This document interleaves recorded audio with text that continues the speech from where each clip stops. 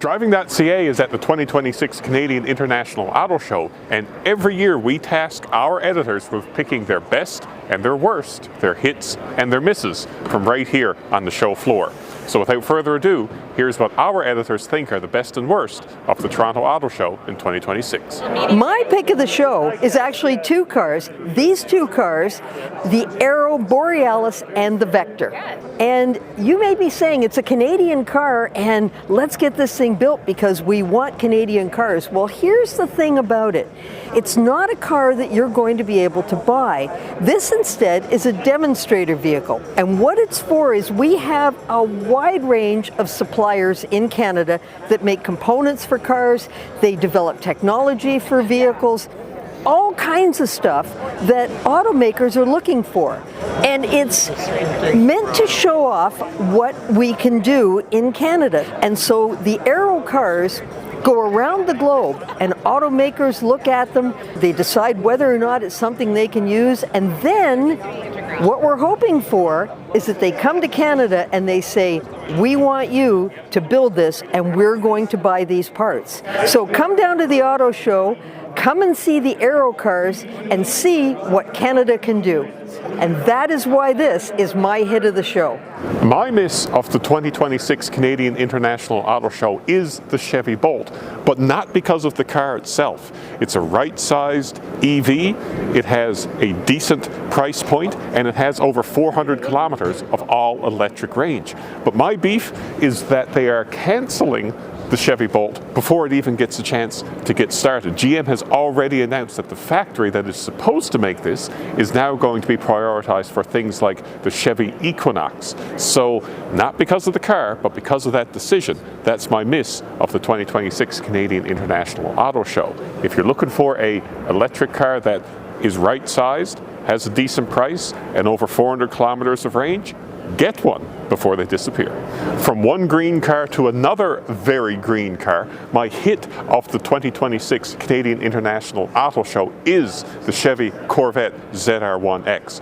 1,250 horsepower, you've got a 5.5 litre flat plane crank V8 engine that just screams its way up to the red line. That works in concert with an electric motor to produce 1,250 horsepower. General Motors estimates it'll get you to 100 kilometers per hour in about 2 seconds, all the way up to a top speed of well over 300 kilometers per hour on the track. And plus, look at the thing. There's enough scoops there to inhale a flock of sheep, and in terms of the aerodynamics that are on this, General Motors says it produces ample downforce to keep you planted on the track.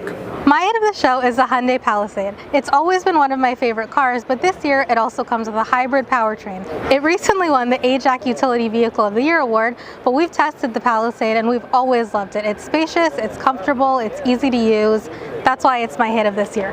My hit of the show is Project Aero. Now, this is not meant to be a real car, it's a proof of concept and something that shows what Canadian industry can produce. But that's not even the cool part. What's neat is that by opening this thing up to so many independent, tiny little startups that have come out of universities and the like, this has connected a lot of small teams that otherwise would not have known each other. I've spoken to a lot of engineers today who've met composite teams as a result. Thanks to that, it's not just the big boys. This is something that's benefiting little guys, keeping them busy now, and helping them build better foundations for their work to come. For those reasons, this is my hit of the show. We're at the Toyota booth at the Toronto International Auto Show because this is my pick as the car of the show. It's the 2026 RAV4.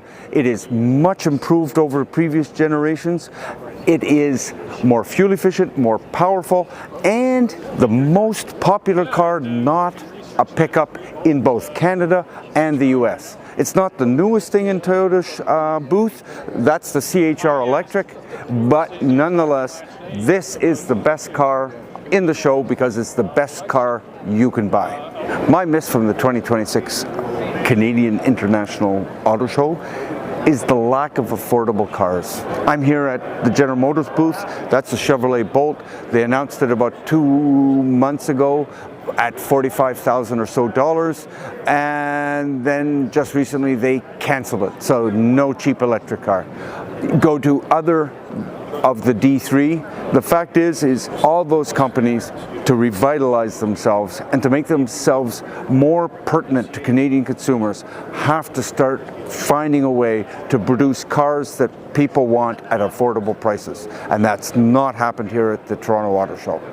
My miss of the show is the Kia PV5. Not because there's anything specifically bad about it. It actually looks pretty cool. However, Kia only brought the cargo version with them, and there will be a passenger version possibly on sale in Canada, and we want to see that one. That's why the cargo version is my miss of the show. My hit of the show, as always, is the concept. I love concept cars. There's never enough of them. This is the Hyundai Crater concept. You'll find a couple of other concepts around the floor, but this one takes the cake. It looks like something dropped right at a Halo. I'm ready to get Master Chief in here, ripping around on some lunar landscape and taking it to the bad guys. It's got a full width head-up display on which you can play video games. It's got these spectacular seats, and it's got these huge tires that can take on any terrain. For those reasons, it's my hit of the show.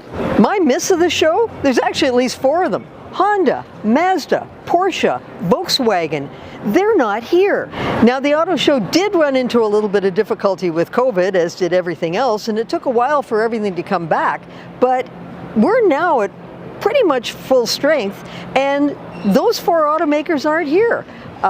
Okay, it's not inexpensive to be here, and it's an awful lot of work, but if an automaker isn't here, then the people coming into the show aren't comparing your vehicles to the ones that they can sit in and look at and find out all the information. So if you're coming down to the auto show and you're looking for all of the automakers, there will be some that are missing, and that's my miss at the Canadian International Auto Show in Toronto. So there you have it.